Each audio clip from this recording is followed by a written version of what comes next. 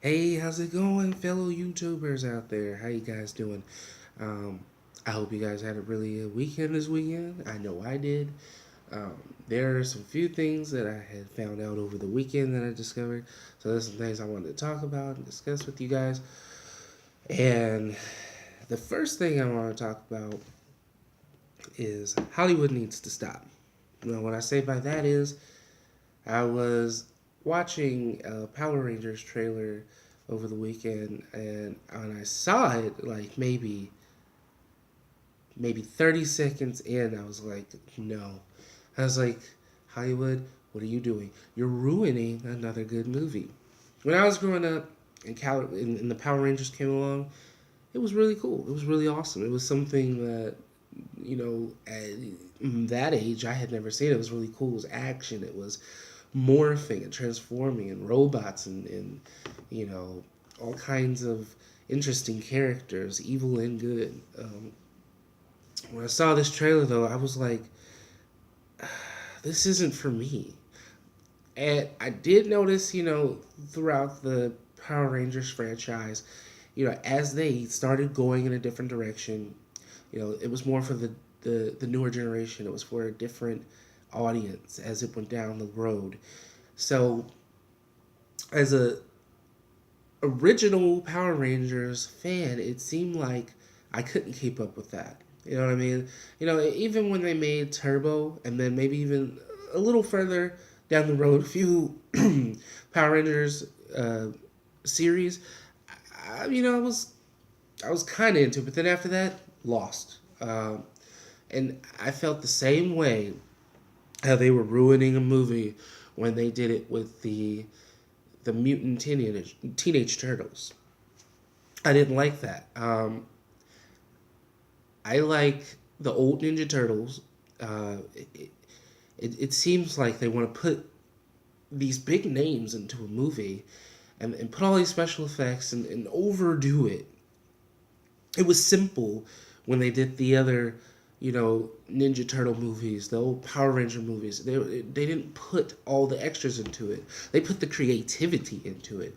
Now you making movies today, and it just seems like there's so many things that just we don't need. We as fans like to see something where it it's gonna move us. It's gonna take us in a completely different direction.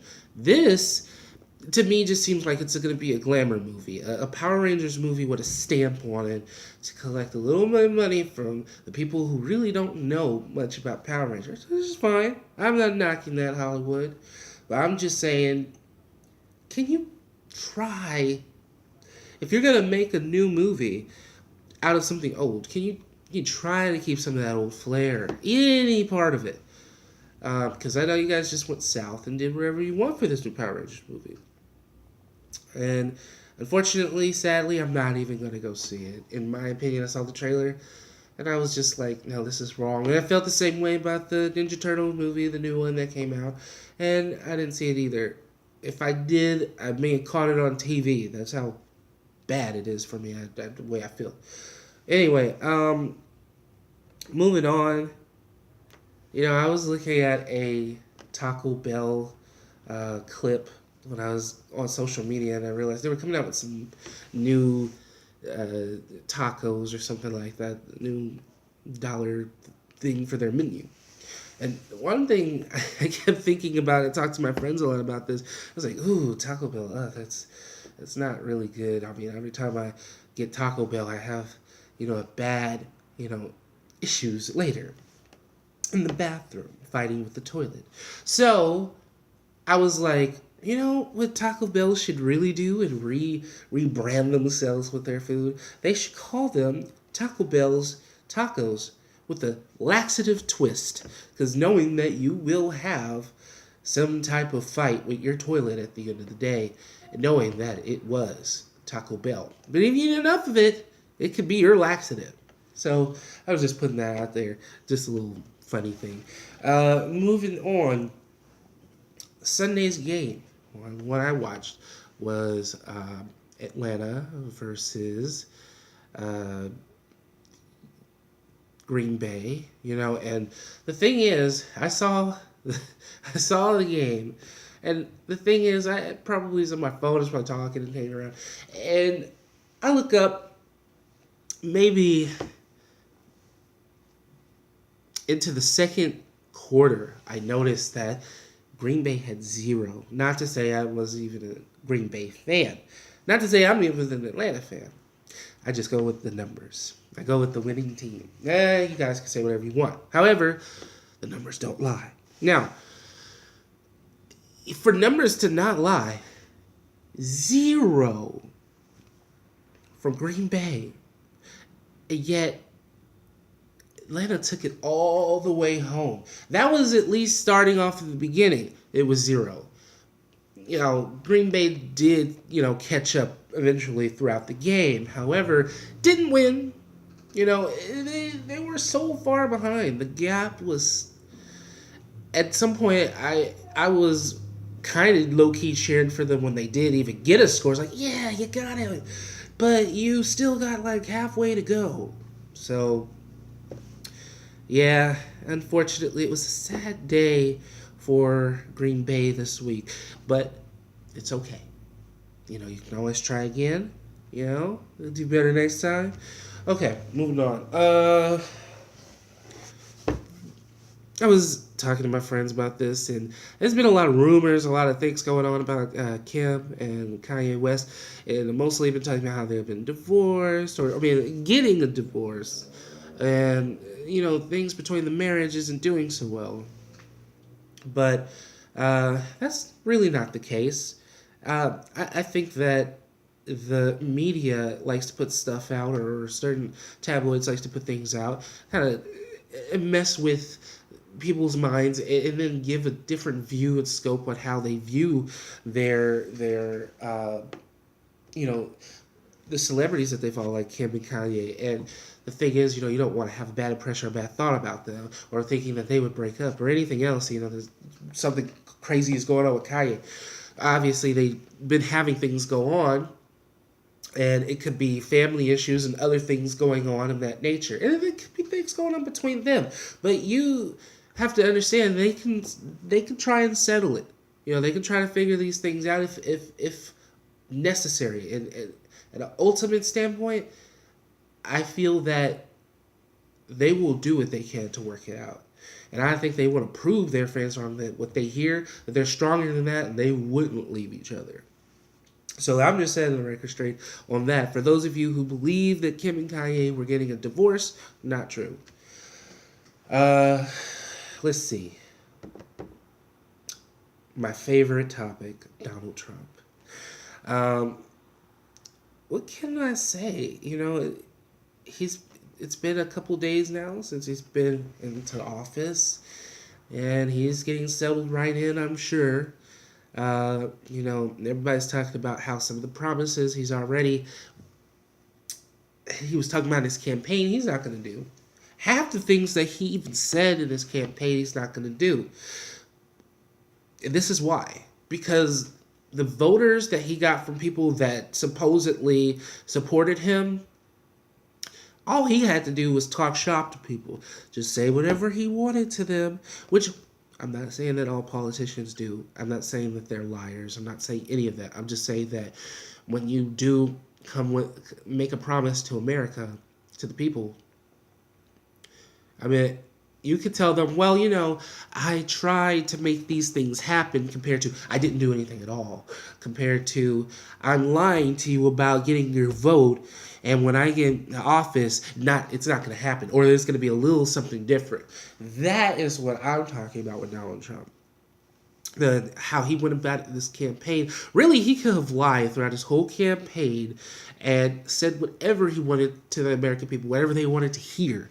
And they would have voted for him, and they would have gotten exactly what they wanted from what they heard, but not exactly what they want to get. So there's been a lot of back and forth about this whole thing with Donald Trump, and also his new cabinet members.